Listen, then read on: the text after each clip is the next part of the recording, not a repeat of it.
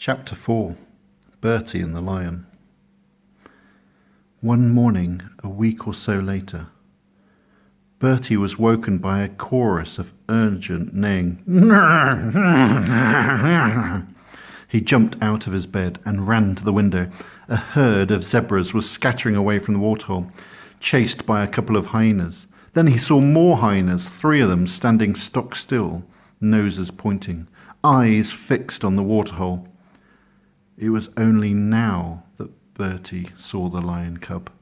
But this one wasn't white at all. He was covered in mud, with his back to the waterhole, and he was waving a pathetic paw at the hyenas who were beginning to circle.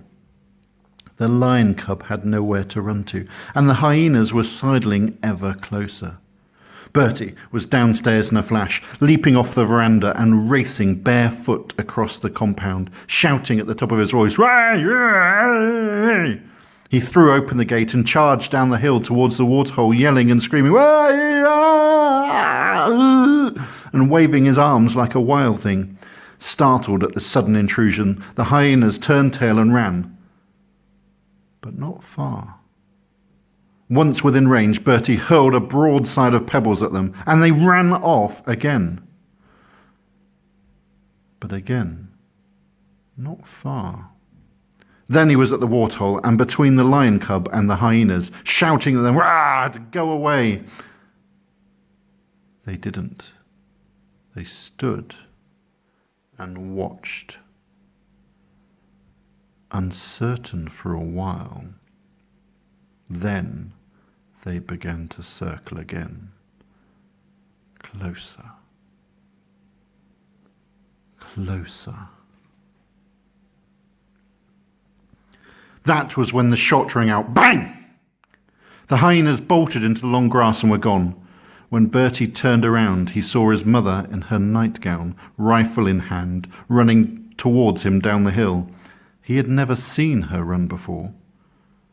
Between them, they gathered up the mud-matted cub and brought him home. He was too weak to struggle, though he tried. As soon as they had given him some warm milk, they dunked him in the bath to wash him. As the first of the mud came off, Bertie saw he was white underneath. "You see?" he cried triumphantly. "He is white. He is. I told you, didn't I? He's my white lion." His mother still could not bring herself to believe it. 5 baths later, she had to.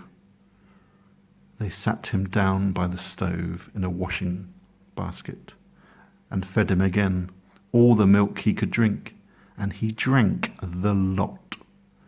Then he lay down and slept.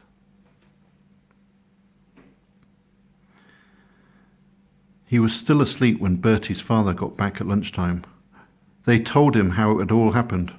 "Please, father, I want to keep him," Bertie said. "And so do I," said his mother. "We both do."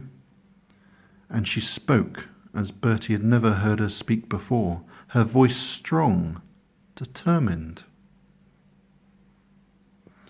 Bertie's father didn't seem to know quite how to reply. He just said, "We'll talk about it later," and then he walked out.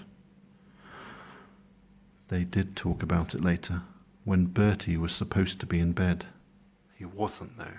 He heard them arguing. He was outside the sitting room door, watching, listening. His father was pacing up and down. "You grow up, you know," he was saying. "You can't keep a grown lion, you know that."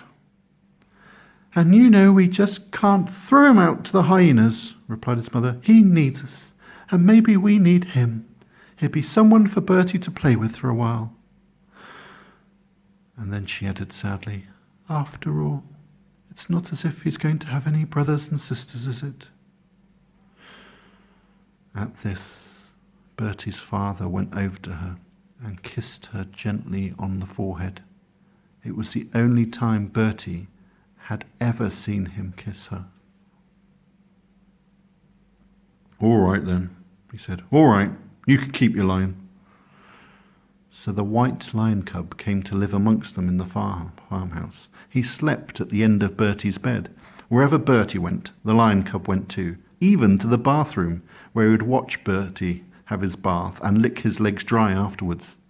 They were never apart. It was Bertie who saw to the feeding, milk 4 times a day from one of his father's beer bottles, until later on, when the lion cub lapped from a soup bowl. There was impala meat whenever he wanted it, and as he grew, and he grew fast, he wanted more and more of it. For the first time in his life, Bertie was totally happy. The lion cub was all the brothers and sisters he could ever want, all the friends he could ever need. The 2 of them would sit side by side on the sofa out on the veranda and watch the great red sun go down over Africa. And Bertie would read him Peter and the Wolf, and at the end he would always promise him that he would never let him go off to a zoo and live behind bars like the wolf in the story. And the lion cub would look up at Bertie with his trusting amber eyes. "Why don't you give him a name?" his mother asked one day. "Because he doesn't need one," replied Bertie. "He's a lion, not a person. Lions don't need names." Bertie's mother was always wonderfully patient with the lion, no matter how much mess he made, how many cushions he pounced on and ripped apart, no matter how much crockery he smashed. None of it seemed to upset her, and strangely, she was hardly ever ill these days. There was a spring to her step, and her laughter pealed around the house. His father was less happy about it. "Lions," he'd mutter on, "should not live in houses. Should keep him outside in the compound." But they never did. For both mother and son, the lion had brought new life to their days, life and laughter.